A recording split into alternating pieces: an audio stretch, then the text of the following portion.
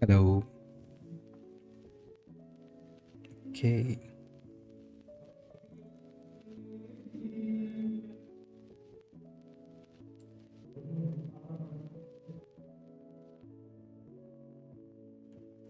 Fine.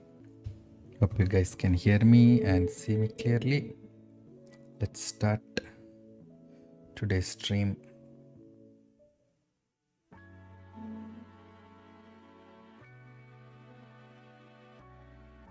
Hi Divya, welcome to the stream.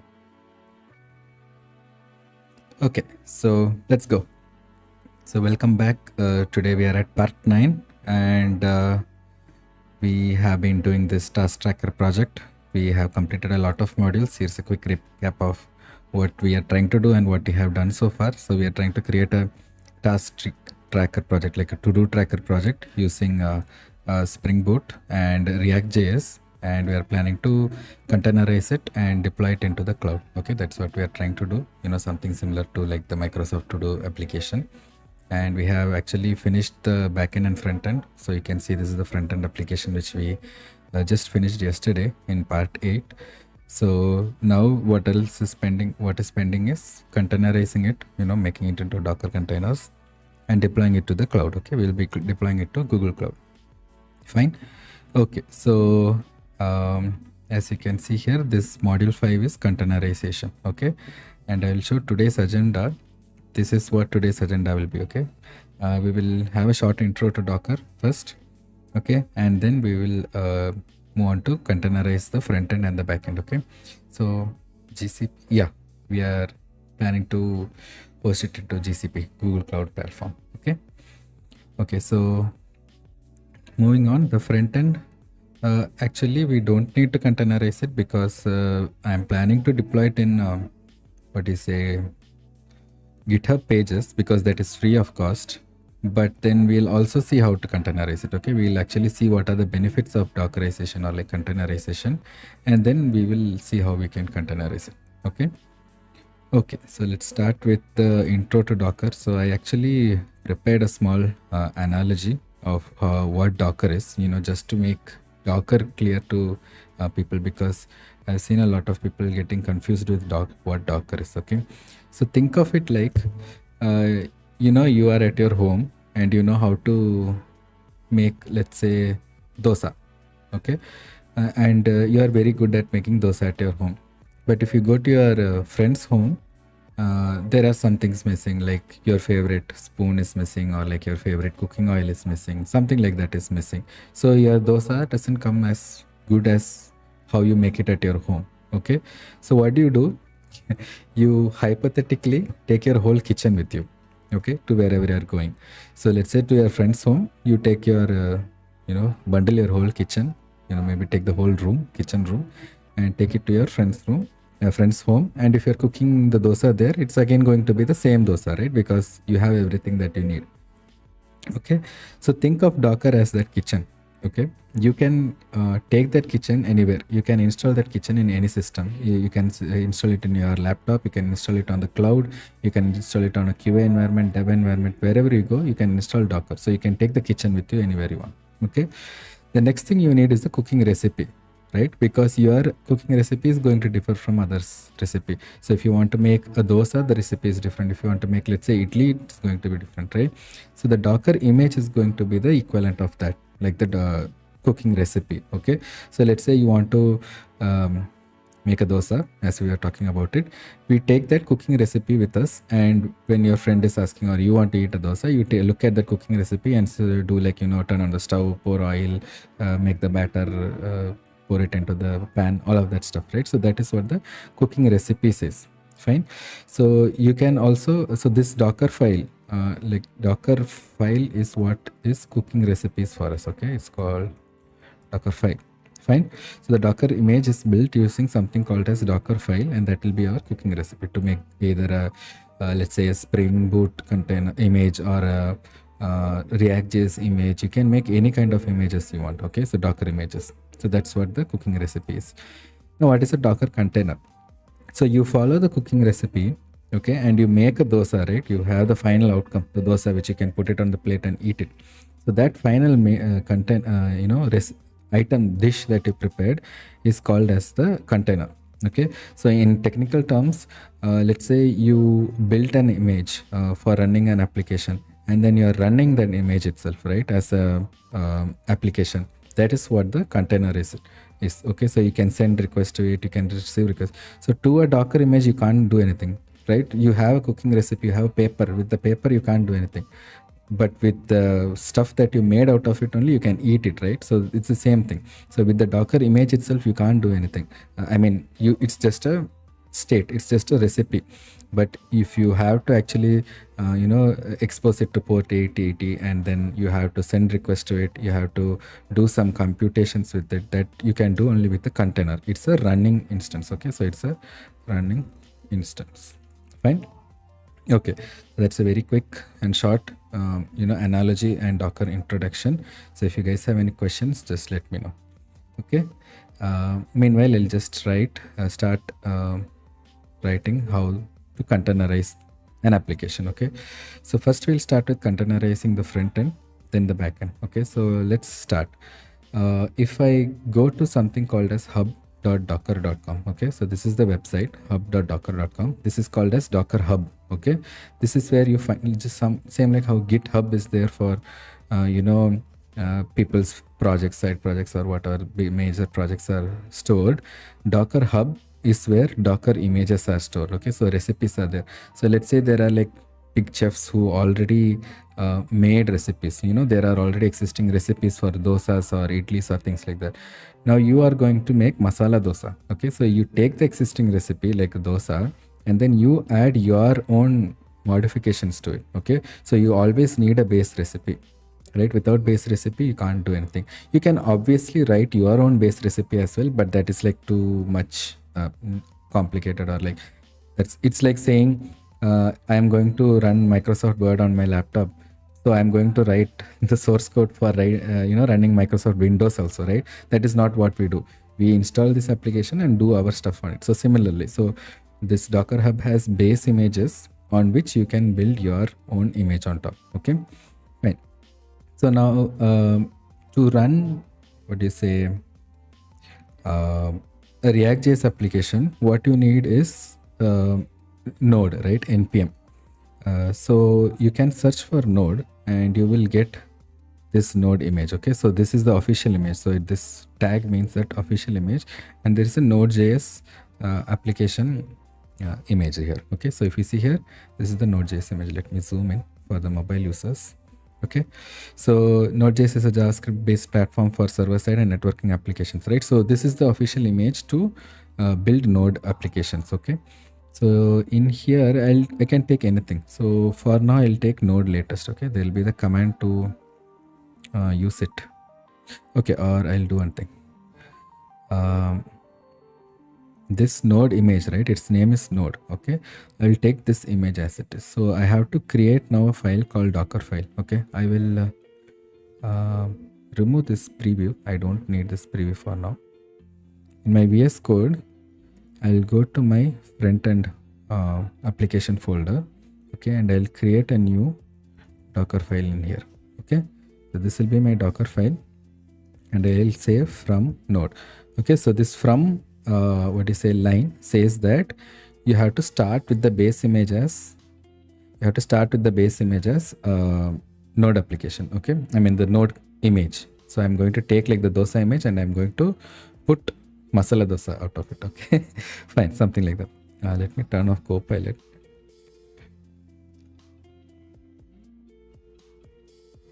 Okay, fine. So let's make our masala.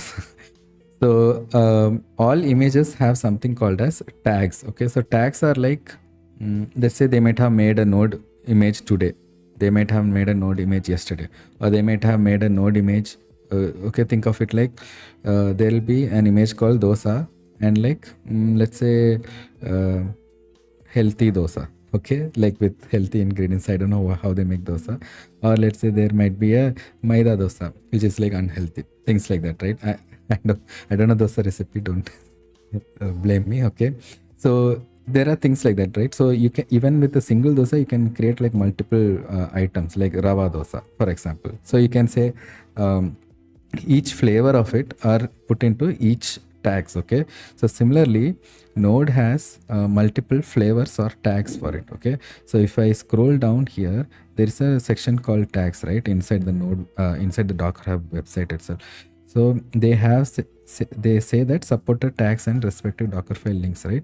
So these are all the tags that are available. Okay, so for a beginner, you did not worry about what these tags are and all of that stuff, right? So we will start with simply the latest tag. So what is the latest tag? The latest tag simply says that whatever is the best and latest node version, I'm going to pick it. Okay, so this is like the common dosa, like you go to the shop and say I want plain dosa. Okay, so something like that.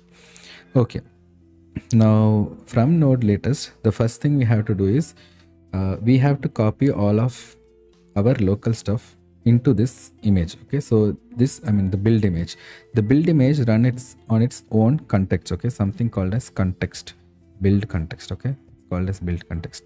So inside this context, it's going to have only the files that are inside this node image. Okay, now what we have to say to it is bring my stuff into this image first. Okay, so what is my stuff? My stuff has all of my source files, right? My app.jsx, app.tsx, main.tsx, and all of this other stuff. So I have to say to it first, take all of my stuff and put it into this build context. So this is like saying, you have a kitchen already, or like you have a recipe already. In that include my items also. Okay, so for that you just do the copy command. Okay, so you say copy dot dot.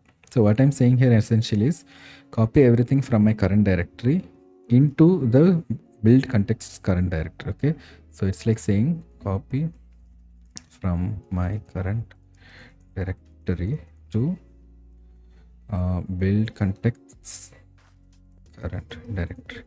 Okay, so when you say this, the build actually knows what to do. Okay, and the next thing you have to do is you have to install the image, right? So did you wrap backend also in Docker?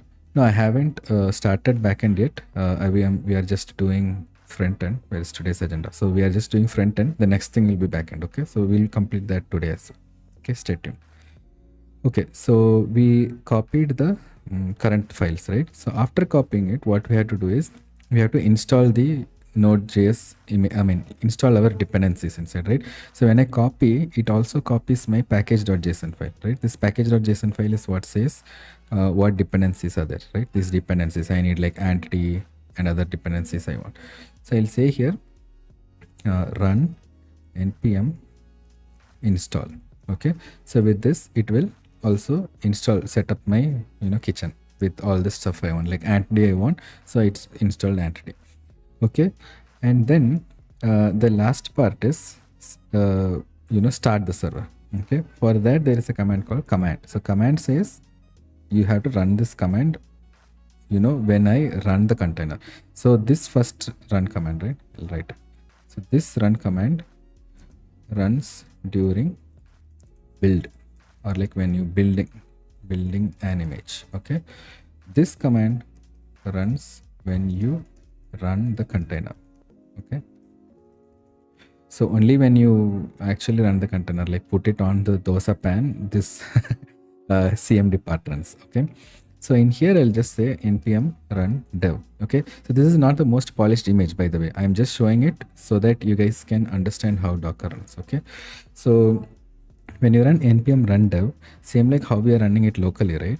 It runs that dev port. Okay, and next we have to say what ports to be exposed during runtime. Okay, so what this says is port 5173, which is the not port, expose 5173. Okay, so what this says is when you start the container, when you run the container, it will run this npm run dev command and expose whatever is running inside this container into port 5173. Okay, because only during runtime you need ports. I told, right, the image, the recipe doesn't have anything running. With the paper you can't do anything. When you have the dosa, you are saying like, let's say keep it on like a big plate or something like so. That is what this expose means. Okay, so expose it to the user at 5173. Okay, so this should be enough I guess if I didn't make any mistakes, this should be enough to run the container and expose the port. So again, disclaimer, this is not the most neatest implementation. Okay, we have to kind of make this more neat, but just to show you guys how it is basically, I'll show this. Okay, I'm showing this now. Next, you just prepare the recipe. Okay, you made the recipe file, the Docker file. Now you have to actually build your image, as in you have to build your kitchen, because we have currently a kitchen called as node, right? Now you have to build something of your own called as like your masala dosa recipe, something. Okay, so how to do that is, let me cd to the front end folder. Okay, now I'm in the cd front end folder where this Docker image is there. Okay, if I do ls, you can see Docker image. Now this Docker file is there. Okay, the Docker file is there. Now what I'll do is I'll build my image. How to build my image? The command is docker space build space, and you give a tag for it or like a title for the image, and you call it let's say, what is this? Task front end. Okay, so this is our front end application of our task to do, right? So I'll call it, task tracker, right?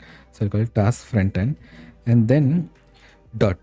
So everybody gets confused with this dot syntax. So what is this dot? This dot says that my Docker context is my current folder. Okay, so it means that my Docker file is present in this current folder, not Docker file. This Docker context is this current folder. So I said here, right, copy from my current directory to build context. So this dot, I have to say where it is, and I'm saying that dot my current folder is the dot. Okay, so for now, maybe kind of memorize it, but when you actually come into applications where the folder is in a different thing and all, that is where you have to change it. For example, I have it under like slash front end folder, for example, maybe, right? Then I can use this dot slash front end. That is where my front end source code is. I can say that. Okay, but currently I'm already inside the front end folder, so I'll just say dot. Okay, there's a question. Gangadhar, while deploying front end with Docker config, how it will read .env, right? So the .env file that we see here, right? Where is it? This .env file. This .env file also gets copied into the Docker context. Okay, so when I say copy dot, right, it copies everything. So the .env file also goes inside. So it will read the .env file within that context automatically. Okay, so let me build it now. Hit enter, and it is actually doing all the build. You just have to wait for some time based on your internet speed or my internet speed. Okay, so it is pulling the base image. So it is actually pulling this base recipe of node latest, and then it will push my build my recipe on top of it. So it will take like maybe a minute.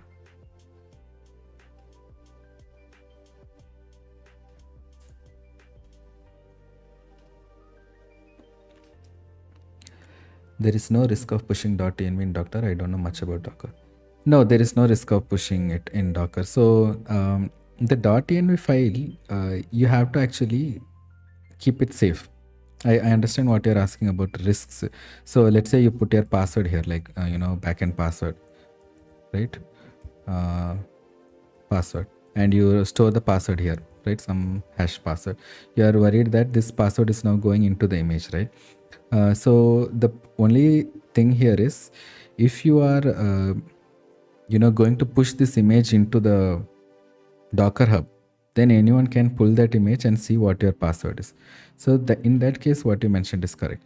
But let's say you are going to build it in a way where you don't push this as part of the .env. So what is .env? It is like environment variables, right?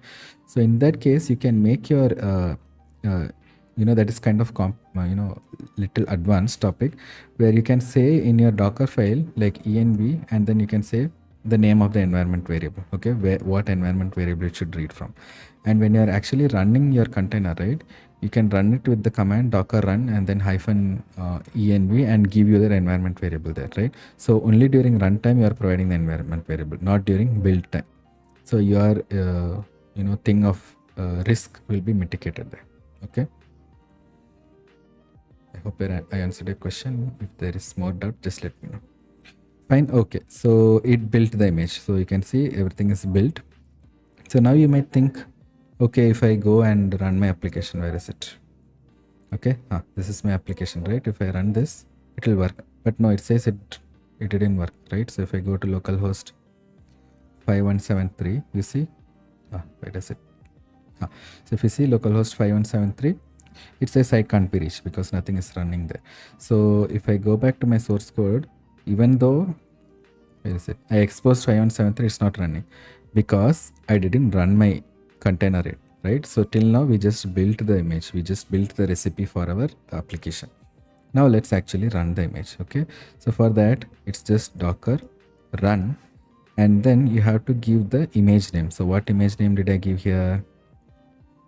Task front end, right? I have to give this image name. Copy this and paste it here. Okay, so I'm going to run docker run task front end, which is my image name. Okay, now one more thing to note here is I have to also expose the port when I'm running. Okay, so I'll say minus or -p, and I'll say 5173 colon 5173. Okay, so I'll explain the syntax now. Okay, I should probably this should work, I guess. Okay, let me run this. Yeah, so it is running. If I go to here and refresh this, it is not running. Okay, so what happened here is it is actually exposing in 5173, but I can't see it yet because it is running at the local host of the container. Now networking in the container is different from what is on my laptop, my host. Okay, so there are two layers running here. The host is my laptop, and then the container is the container. So even now when I said where is it, -p 5173 572, oh, that's the mistake. That was the mistake. So it should be 5173. Okay, oops. Okay, so I have to clear that container. I mean, that container which was already running is still running. So I do docker ps, and it see this container is running. So you see it shows here what all are exposed. Okay, so 5173 is exposed, but nobody's listening on it.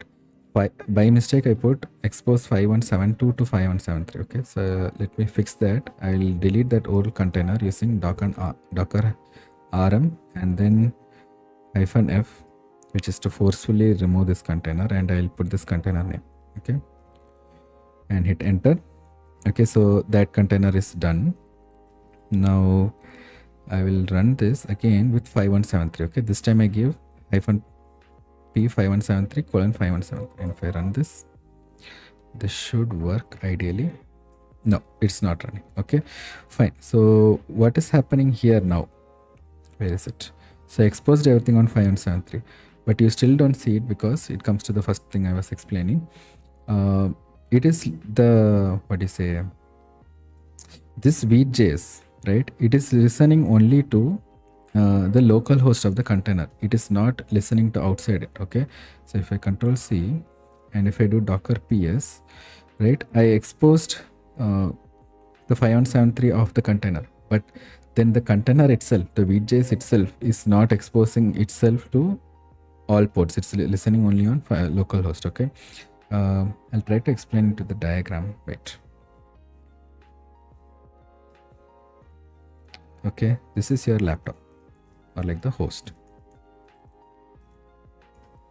Okay, and inside your laptop is the Docker container.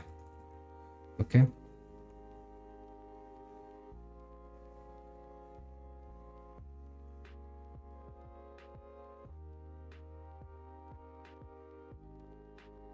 okay, how do I put it up? Fine.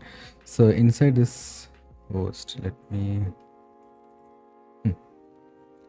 okay, your container is there. Now your container is exposing to 5173, and I want my host also to expose the same on 5173. So this is what I said. So take this, where is arrows?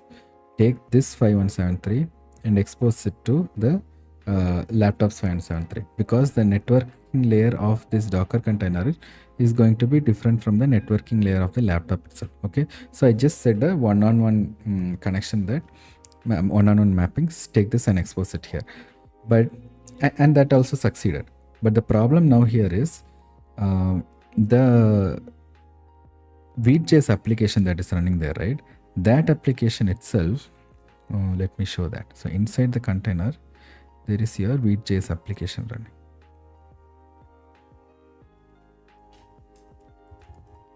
Oops, Vue app. Let me make this small. Okay, your Vue app is running, and that is also running on its 5173.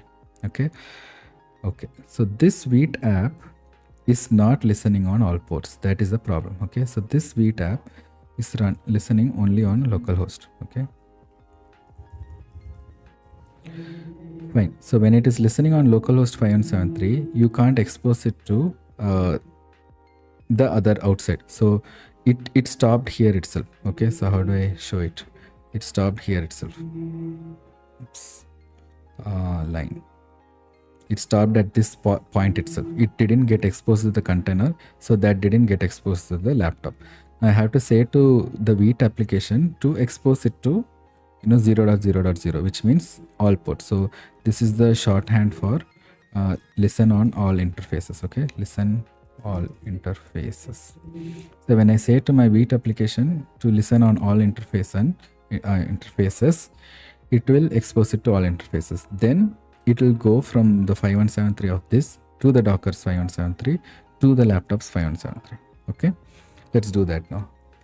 So Gangadhar asks, but both laptop and Docker are in our laptop, right, sir? So how can both 5173 be used?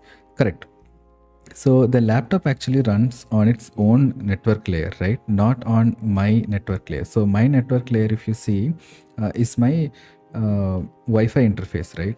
Or like my network card of the physical laptop, which is actually connecting to my home Wi-Fi and all.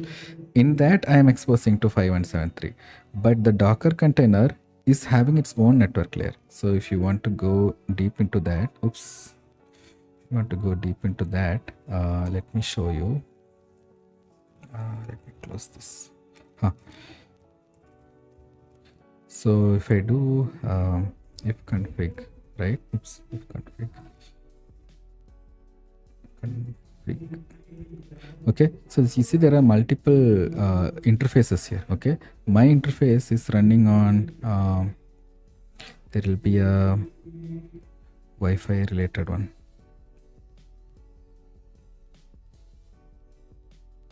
I don't see it.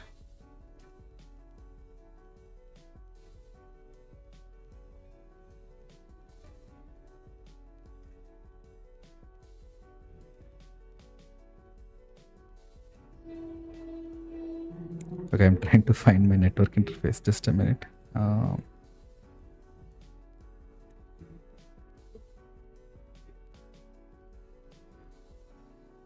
Let me grab and see. Oops. It's there here. No, this is my IP 192.168.134. Where is this?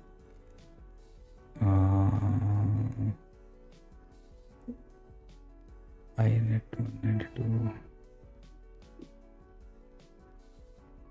Do you guys see it? Here. Okay, so this EN0 is my network interface, which is actually connected to my my laptop is connected to my home Wi-Fi at this IP. Okay, 192.168.1.34. This is what my MacBook, my laptop is connected to. Now the Docker itself has its own thing. So you see here it says this bridge 0, right? This is the Docker's thing. So Docker connects to my interface on its own virtual network. So now if I, let's say, this is kind of advanced. Okay, others don't get confused by this. So if I go inside the container, I need to first of all know my IP, this container, right? So docker exec-it. Okay, so inside my container, if I see my host or like, how do I see it here? Probably if config is not there here. Yeah, I can do docker inspect, right?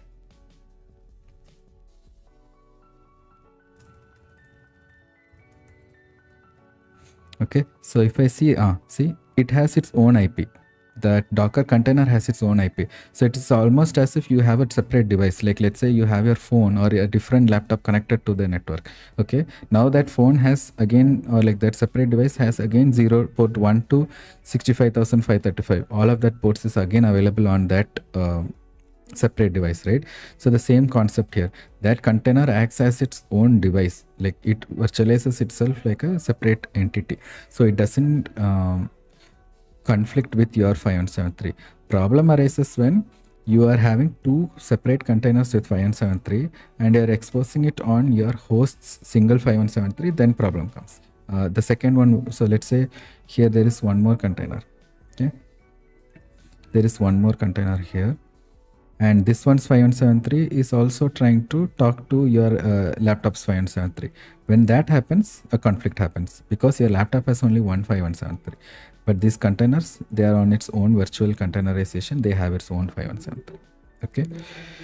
Okay, sir, got it. So Docker has it. Docker has separate IP within itself. Exactly. Okay, fine. So going back to our topic. Yeah, so I was saying we have to now expose this Vite application to 000, right? So let's do that.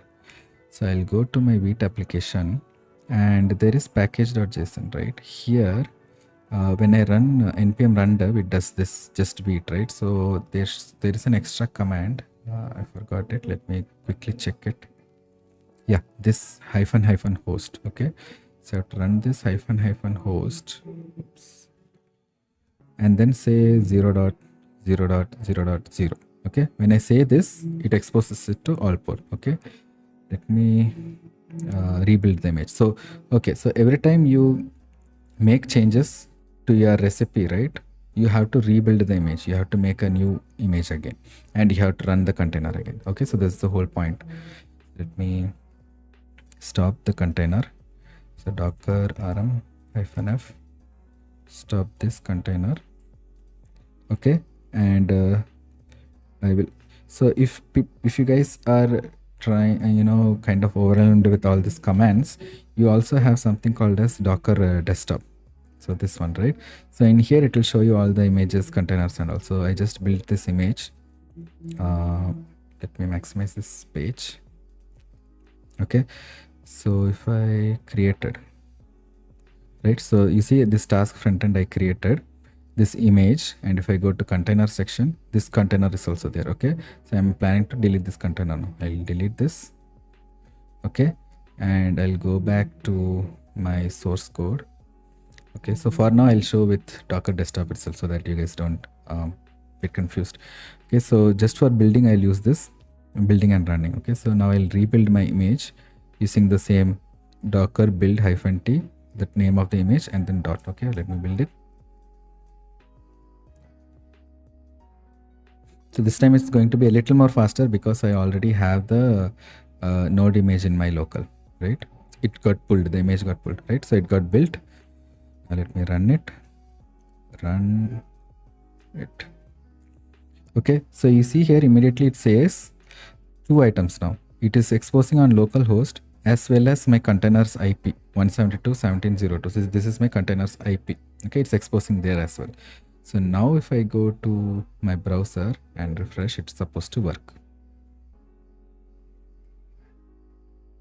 Okay, why is it taking so much time?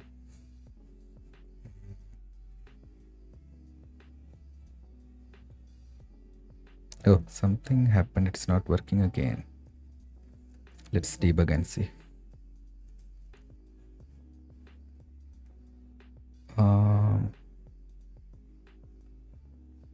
5173, right.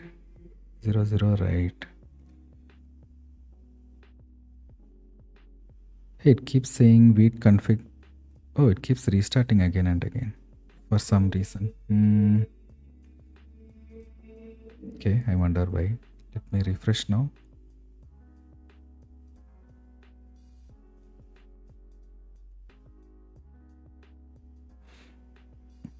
Okay, it keeps restarting for some reason. So let's actually make it prod ready. Okay, so actually I ran dev, right? So you're not supposed to run dev mode inside containers anyway, because containers are something called as ephemeral. Okay, remember this word, ephemeral. Okay, so what this means is that the container's life cycle is very minuscule. Okay, so this is like saying I will make dosa on the pan and eat it on the pan itself. No, right? You will actually throw the pan away or like wash it. So that you can't depend on the pan. You should have a plate where you put your stuff. So similarly, this ephemeral part means your container won't survive forever. It will delete. It will get disturbed or something like that. So you shouldn't run developer environments inside it. Okay, so what I'll do now is I'll build for production. Okay, how to do that is you have to run the extra command. So after npm install, you have to run npm run build. Okay, this will actually build. Okay, this will actually build my image. Okay, and after that there is a command, I think it's called preview. Okay, so I'll run npm run preview after that. So the preview command serves the built image on the container. Okay, and the preview actually runs on a different port. I forgot it, but I'll expose preview also to all hosts, and let me run it locally and see where it runs. Okay, so if I do npm run build, so I'm actually running it on my host now just to make sure what the port is. Okay, so I'll do npm run build.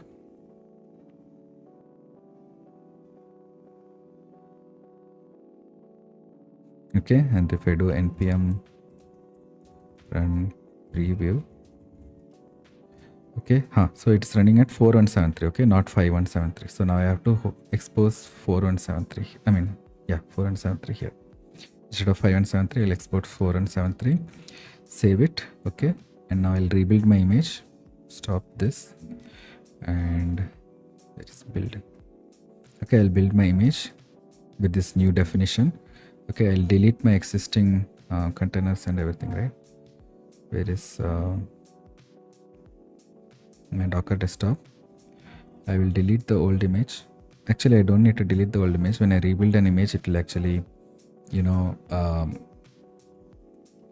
replace the old image. Okay, so I'll just delete my container, and if I see here, okay, so the container is ready. Let me run it. I mean, the image is ready. Let me run it.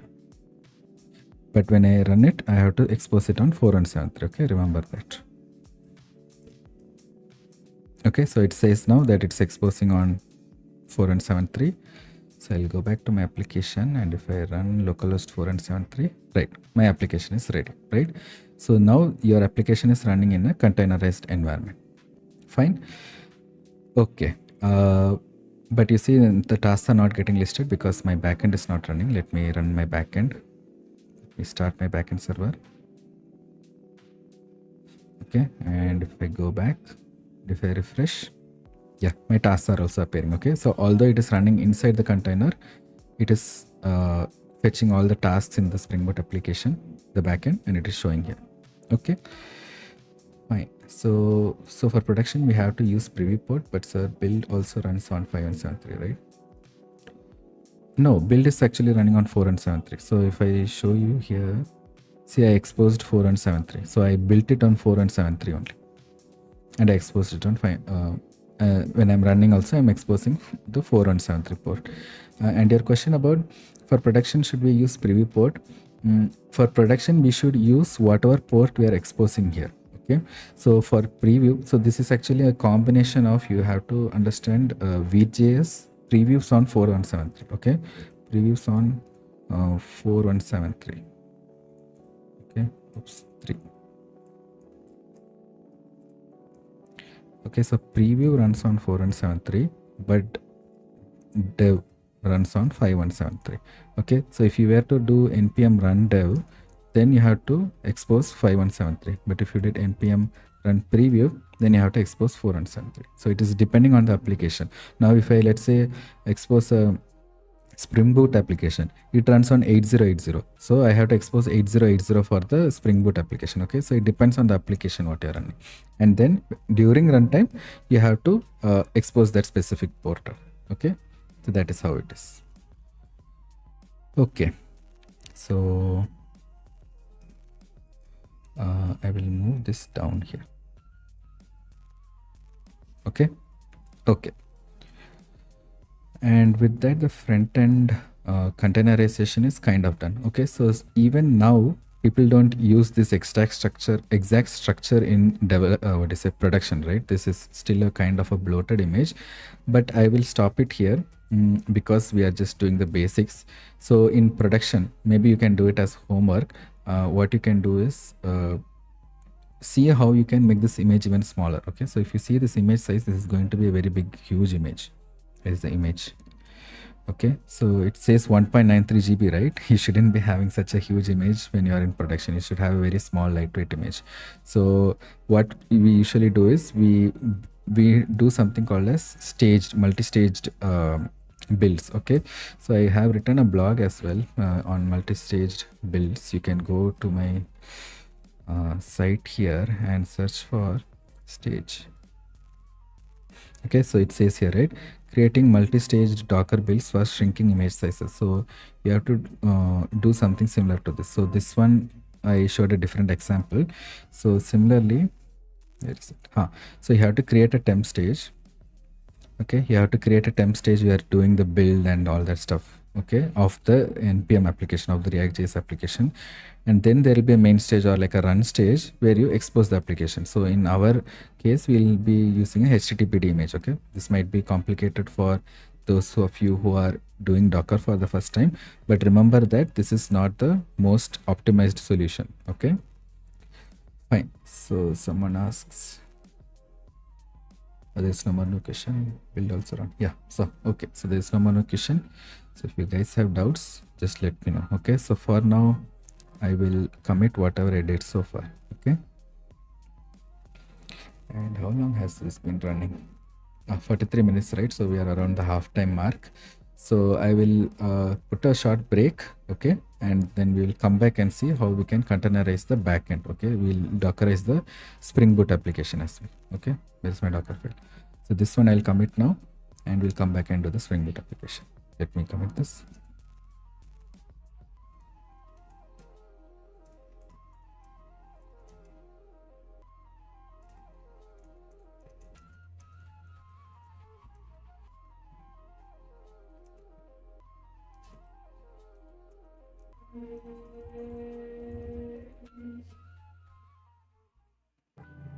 Okay, and I pushed it as well. You guys can go to this website. I mean the GitHub repo. It will be there live. The GitHub repo link is there in the video description, whatever you're watching. Okay, fine. Where is it? Yeah, push just now. Okay, so see you guys after the break. Okay, 10 minutes break. I'll run the timer now. Thank you.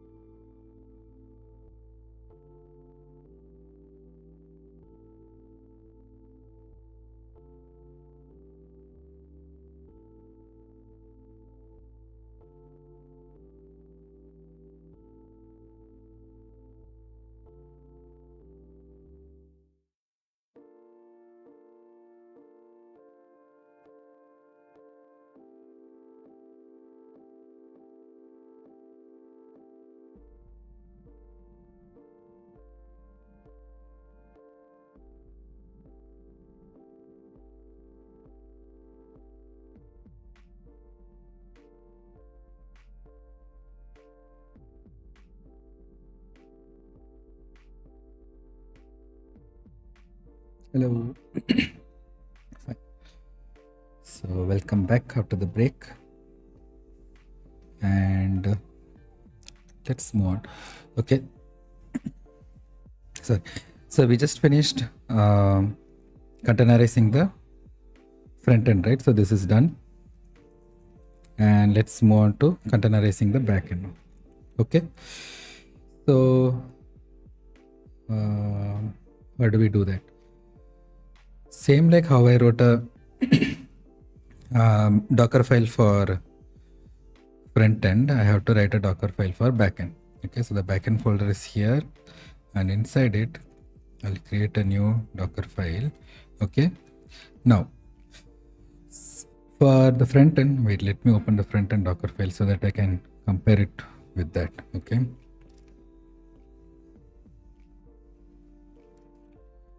Okay, I'll keep it like this.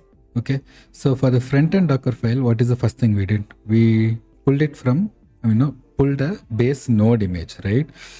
So node is the runtime which runs with.js. So we pulled a node image.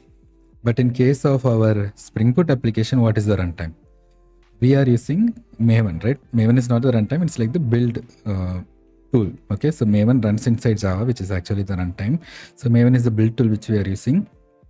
And that is what we have to pull now. Okay, so if I go to Docker Hub again, and if I search for Maven, you will see the official Docker images for Maven. Okay, so it says here Apache Maven, blah blah blah. Okay, so this is the official image, and that is what we are going to pull. Okay, so the image name is Maven. Again, it has multiple tags, so you see all these tags are there. We ignore those for now. Let me take this image name. Okay, so I do from Maven. Okay, and what is the tag for it? Latest. Okay, so ignore the tag things for now. That we'll take care of later. The next thing, what is the next thing that we did here? Copy from my current directory to build context's current directory, right? So we have to do the same thing there also. So whatever source code that I have for Spring Boot, all this stuff, right? The src folder, and then the target I don't need. Okay, and then the other stuff like the help folder, pom.xml, which is one of the most important thing. Okay, so okay, so all of these things I need to copy. So I'll copy dot to dot. Okay, so with this we have copied the source code into our build context. Okay, what is the next thing I did here? The next thing I did for the front end is npm run install. So what is the equivalent Maven command? It is actually Maven install. Okay, so if you do Maven install, it will do the same thing that happens with uh, npm install. Okay, so next what I should do, next I should run the application, right? So what is the command to actually run the application itself? It is going to be maven spring boot run. Okay, so this will actually run the spring boot application. So same like how here we have npm run preview, the similar command is in maven spring boot run. Okay, so again, this is not the most optimized way of running spring boot applications. Okay, so if you want to see optimized way, you can, maybe put a comment in the video. I will link you to Docker files which are like very robust and optimized for production. Okay, here I just want to show one-on-one like how to simply build a image. Okay, so with this you will have the, hi Satya, welcome to the chat. Okay, so with this you will have a basic spring boot application running. Okay, so let me after that I have to also expose the port. Okay, so don't forget that, otherwise that will cause big headaches. Okay, so spring boot by default runs on 8080, so I'll expose that port as well. Okay, so let me build this image now. Okay, so I'll create a new terminal and I'll go to the, how do I get rid of this thing? I'll go to the backend folder. Okay, and here I'll run docker build -t, which is the name of the image, and then I'll call it task backend, and you have to give the dot. Okay, don't forget the dot, it is where the docker context is going to be. Okay, so I hit enter and it's building the image. Okay, this will also take some time because it's pulling that image, the maven image, for the first time. Okay, so let's wait. If you guys have questions in meanwhile, just drop it in the chat.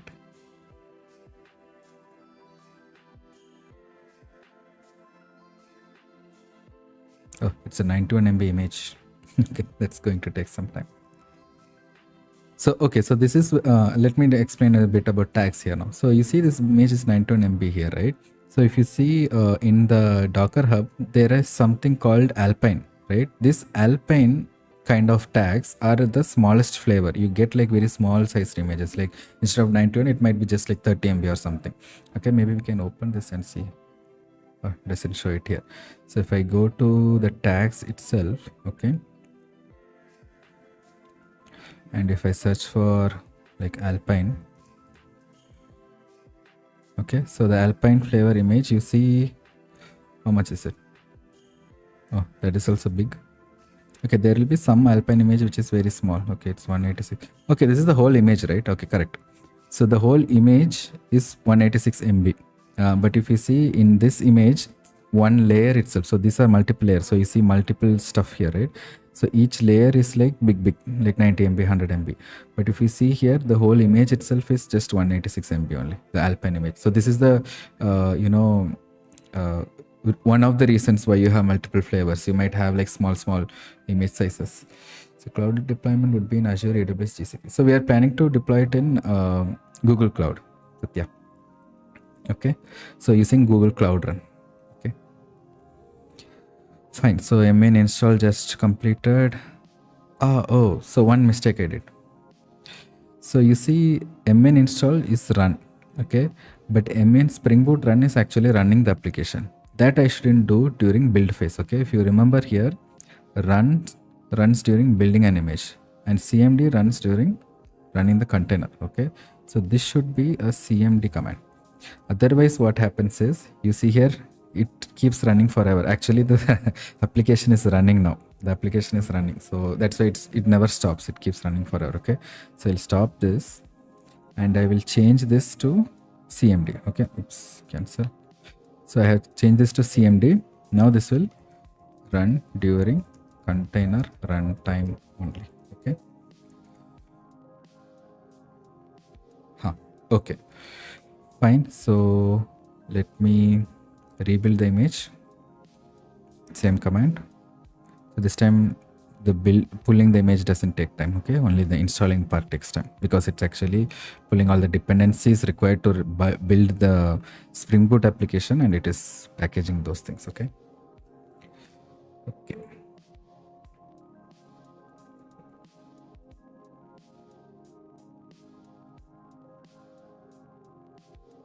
So you see, there are ways to optimize this also. See, it's taking like 30 seconds for each build, right? There are ways to optimize this also. So when you build for production, you'll be doing that also.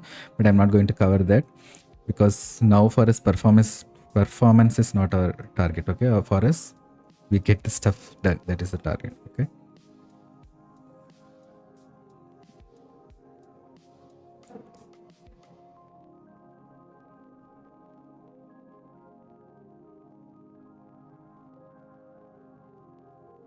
Okay, that is taking some time. I think my internet is not the best as expected. Okay, let me comment these things meanwhile.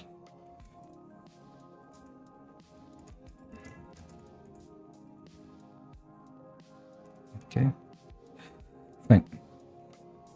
Okay, so our backend is ready now. Okay, so now what I'll do is I will stop this local image. Okay, I'll stop it. Okay, I shut it down, which was running on STS, right, on my host itself. I'll stop it, and instead I will run this image that we built just now. Docker run, and then where is the command? Sorry, with the image name. The image name is task backend, right? So I'll take this image name, Docker run, and then you give the image name. But before that, you have to also say where to expose it. Okay, so I'll say -p 8080:8080. So I'm saying the containers 8080 should be exposed on the hosts 8080. Okay, and I give the image name. There's a question. What issue does exactly Docker solve apart from EC local setup in open source project? How is Docker different from normal deployments in older methods? Good question. Okay, I'll explain it. So when you containerize something, you can take this image and put it anywhere. So this is actually the previous step to our next module. Okay, so you see the next module is deployment on cloud, right? So when you go to cloud, there are two ways you can deploy on cloud. One is you create a VM, like a full-blown VM, like a Ubuntu VM or a Windows virtual machine. And inside that, you install Node.js, you install Java, you install whatever else is needed, okay, the npm, all of that, and then you clone my source code, this source code, whatever I have here, right? You clone my source code and then put it there, and then you do npm install, npm, all this, okay? So you think how much time it is taking? Like it takes like half an hour to 1 hour for someone experienced to finish it. If you are doing it for the first time, it's going to take even more time, maybe like 2-3 hours it will take just to do all this, okay? And let's say tomorrow by mistake something got corrupted in your virtual machine, you deleted the VM or it went down or something like that, or you want to deploy it in somewhere else, you want to now deploy the same stack in, let's say, AWS tomorrow, because our plan is to put it on Google Cloud Run. Maybe tomorrow you want to change it to AWS. Now you have to again create an EC2 instance. So in AWS, the virtual machines are called EC2. You have to create a virtual machine there. You have to do all the setup again, 3-4 hours wasted again, right? So it's going to minimize all of this. Okay, that is one thing. So if I have a Docker image, I have to simply do like Docker run and then put the image name. You are going to have your application ready, right? The full front end and back end will be ready in like 2 seconds. That's it. That is one advantage. Another advantage you will see when you come to scaling up. Okay, so if you have Kubernetes, okay, Kubernetes is like the plus of Docker, okay, which orchestrates Docker containers and images.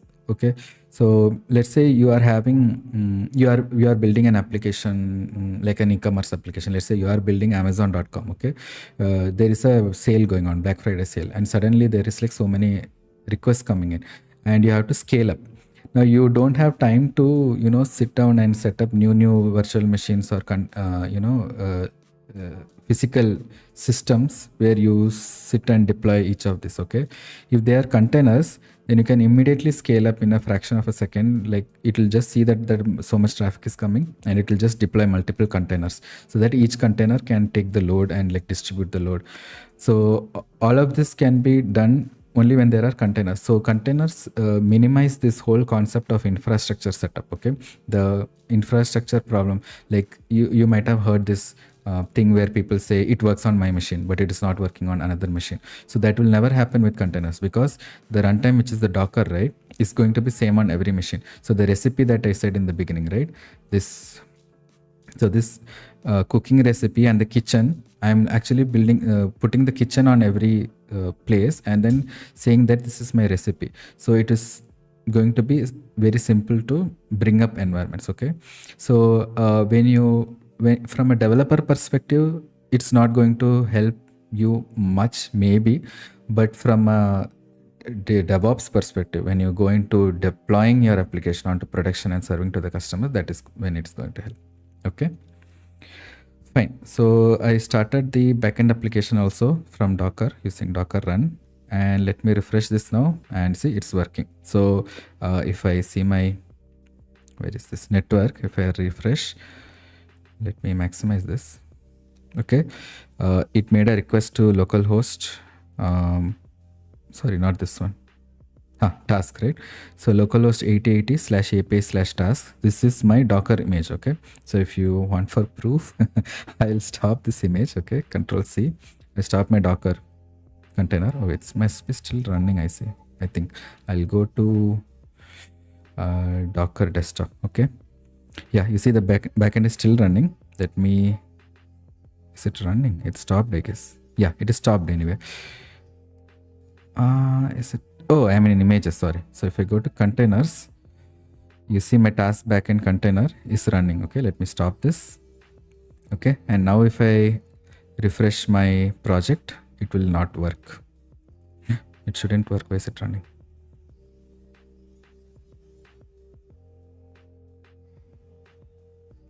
Okay, where is it getting information from?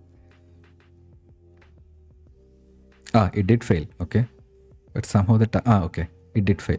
Okay, so you see my tasks are not listing it because my backend is not running. Okay, so let me start the backend again.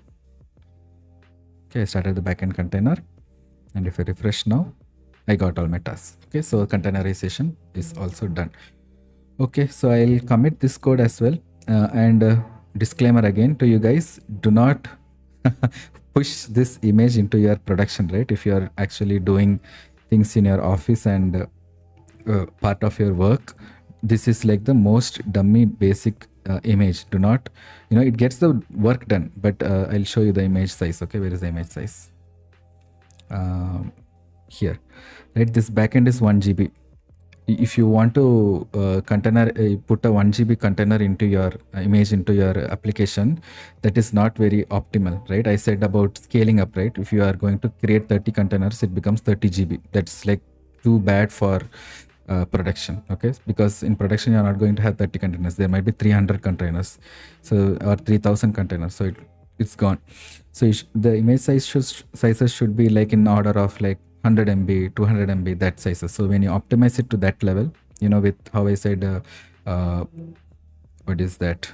Multi-stage containers and things like that, right? Multi-stage images. So with that, you have to optimize it. So maybe I'll put a separate course for Docker itself. If you guys are interested, just put it in the comment. I'll conduct a separate course just for Dockerization where I'll explain all of this, right? How containers work and how you can shrink the image sizes and build for production and things like that. Okay, so sir, I want to know one thing. In backend Spring Boot, how industries are auth? Do they use JWT stateless or JWT plus refresh tokens or OAuth? Can you take session on Spring security on any resource to learn? I'm not aware of resources. I think there is this guy called Baildung, right? This one. So baildung.com. I don't know how to pronounce it. So this guy has good, sources for Spring Boot. Like, see, there is Spring security, learn Spring security. There's a separate course here. You can probably read that. And your question about how it's done the production, it depends. Some people use, OAuth, some people use JWT. It depends. But now the standard is OAuth only. So if you learn OAuth, I think it's Keycloak for Spring Boot. You have to use this Keycloak server, emulate with this. Okay. The open source identity and access management solution. You have to use this for OAuth too, probably with Spring Boot OAuth. and you have to do that. Okay, so that is again not related to Docker here. Okay, so whatever you ask, that question is related to Spring Boot. In Spring Boot, Spring Security comes in and you do things there. So Dockerization is again, as I said, it's only infrastructure setup. So whatever the application needs to do, you have to change it inside the application, inside Spring Boot only. Okay. Fine. So with this, I think today's module is done. So module number 5, right? This is fully done. Containerization of the backend and frontend is complete. Okay. So next step in module 6. In module 6, we'll deploy it on Google Cloud Run, okay, and GitHub pages. So I wanted it to be as free to deploy as possible, so that you guys also can deploy for free and see. But there is no free container deployment. So if you deploy on Cloud Run, I think it will take like 20-40 rupees per month to maintain it. It's not a big deal, but still, if you want to learn for free, I don't think you have to probably spend some amount like 50 rupees, but you can stop it. So after you deploy the container, you can stop it, and then you will not incur any cost anymore. Okay. Fine. So GitHub pages is free. That's why I chose GitHub pages. Other than that, I think that's it. So see you guys in the next stream. Even AWS charges, right, sir? Yeah, AWS also charges. In AWS, it's called as Beanstalk. This Cloud Run, right? That service is called as Beanstalk. I actually created a short where I mention it. So how to deploy a Spring Boot application into the cloud. AWS, Google Cloud, Azure, they have their own names. So in AWS it's called Beanstalk, and that also takes amount. So it is actually pay as you go, as in when you pay as you use. So for whatever you use, only you get you have to pay. So if I don't use it at all, you have to give only 0 rupees per month. But if you are using it, if you are making calls to the container, you have to pay for it. Okay. And it's actually little only. I actually have an application which I pretty much use every day on Google Cloud. That comes to only 50 rupees per month. Okay, that's not very high purpose. Okay, so can we deploy backend in Render or Railway? I haven't used these services, so I'm not aware of it. And frontend in Vercel. Yes, frontend you can deploy in Vercel, but Vercel is kind of third party. That's why I chose GitHub pages, because it's kind of inside GitHub itself. GitHub gives static code deployment out of the box, right? So I chose that. You can try Vercel also. I think Vercel is free, right? The Vercel domain, you get something.vercel.com, I guess. Okay. So yes, if you guys have any other question, just drop it in the chat now. I will commit this code and push it to GitHub. Okay.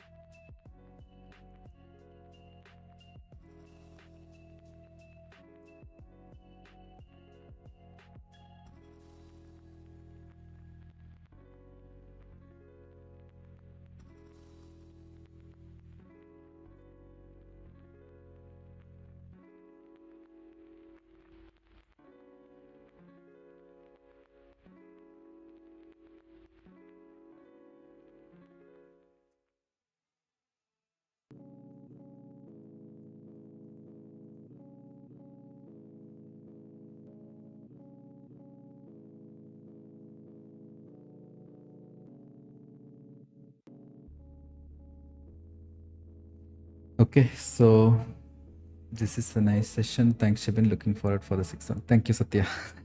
Okay, so sixth one, I will. I'm trying to do it today itself. Okay, planning to do it today itself, if time permits. So those who are watching, just subscribe and hit the bell. You will get a notification whenever I schedule the live stream. Okay, so if you're interested, you can do that. Thank you all for joining. See you guys in the next one. Thank you. Bye.